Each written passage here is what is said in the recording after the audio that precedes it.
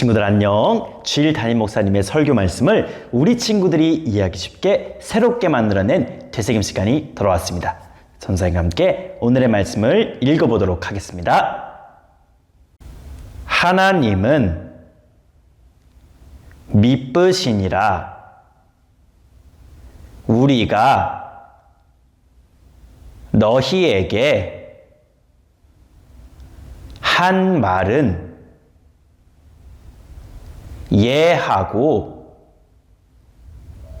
아니라 함이 없노라. 고린도후서 1장 18절 말씀. 아멘. 바울이 열심히 이곳저곳에 교회를 세우면서 하나님의 말씀을 가르쳐 줬어요. 그래서 고린도 교회 사람들에게 하나님의 말씀을 가르쳐 줄 수 없는 상황이었어요. 게다가 고린도 교회에 가겠다고 약속을 했지만 하나님께서 다른 곳에 하나님의 말씀을 전하라고 명령하셔서 고린도 교회에 가지 못하는 상황이었어요. 그때 거짓 교사와 거짓 선지자들이 바울은 거짓말쟁이라고 말했어요. 왜냐하면 약속을 했는데 약속을 지키지 못했기 때문이에요. 그렇기에 거짓말쟁이인 바울은 예수님을 전하는 사도가 아니라고 말했어요. 이런 상황에서 오해를 하고 있는 고린도 교회 사람들에게 바울은 고린도 후서라는 편지를 보냈어요. 바울은 그 편지에 이렇게 썼어요. 저는 여러분을 대할 때 특별히 하나님의 거룩함과 진실함으로 대했어요. 이건 내가 자랑할 수 있을 정도로 진짜예요. 그리고 고린도 교회에 가기로 약속하고 가지 못한 것은 하나님께서 다른 곳에서 하나님의 말씀을 전하라고 명령하셨기 때문이라고 설명해 줬어요. 바울은 이렇게 억울한 상황에서도 하나님의 복음, 즉 하나님의 뜻을 전했어요. 그건 바로 예와 아니오를 분명하게 해야 한다는 것이었어요.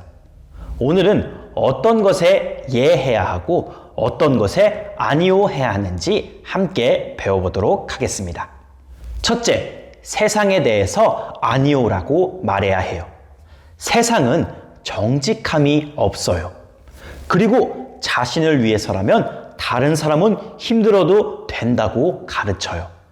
하나님의 뜻과는 정반대인 모습이죠.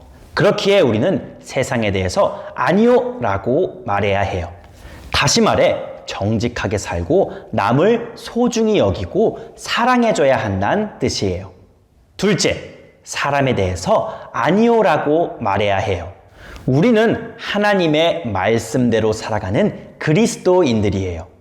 그런데 하나님을 믿지 않는 다른 사람들은 계속해서 하나님을 믿지 말라고 우리를 유혹하고 강요해요. 예를 들면 하나님은 없으니까 믿지 말라고 하기도 하고 주일에 예배를 왜 드리냐고 자기와 놀자고 말하는 경우도 있어요. 우리는 이렇게 유혹을 받거나 강요를 받을 때 하나님을 끝까지 믿어야 하기 때문에 사람에 대해서 아니오라고 말해야 해요. 셋째, 나에 대해서 아니오라고 말해야 해요. 우리가 살아가다 보면 내 생각 속에서 하나님의 말씀과는 반대되는 생각을 하는 경우가 있어요. 예를 들면 이런 거예요.